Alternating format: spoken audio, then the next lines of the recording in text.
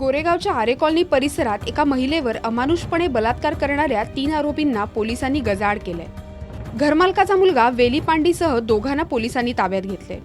वेलीपांडी आणि त्याचा एक साथीदार पळून जाण्याच्या तयारीत असतानाच पोलिसांनी त्यांच्या मुसक्या आवळल्या। तर पळून जाण्यात यशस्वी झालेल्या त्याच्या दुसऱ्या साथीदाराला पोलिसांनी तमिळनाडूमधून ताब्यात घेतले। पर्यंत 3 आरोपी अटक केलेले आहेत। तिन्ही आरोपींनी या गुन्ह्याची कबुली दिलेली आहे आणि गुन्ह्याचा शीघ्रगतीने आम्ही तपास करीत आहोत। या गुन्ह्यात आरोपींना मदत करणारे आणखी गुन्हे आहेत काय याबाबतही आमचा तपास चालू आहे। यापूर्वी एका वाहन चालकाच्या खुनातही या तिघांचा सहभाग असल्याचं पोलीस तपासातून समोर आले। त्यामुळे या तिघांवर आणखी गुन्हे दाखल आहेत का या दिशेने पोलीस आता तपास करतायत।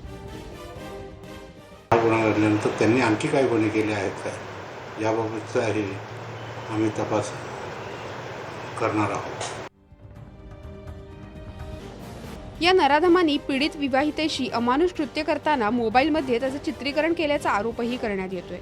त्यामुळे पोलीस त्या दिशेनेही शोध घेत आहेत। तसंच या आरोपींच्या मदतीनं फरार झालेल्या अन्य आरोपींचा मागोवाही पोलीस घेत आहेत। त्यामुळे लवकरच या प्रकरणातील आरोपींना शिक्षा होईल अशी आशा व्यक्त केली जाते। राजू सोनावणेसह ब्युरो रिपोर्ट, जय महाराष्ट्र, मुंबई।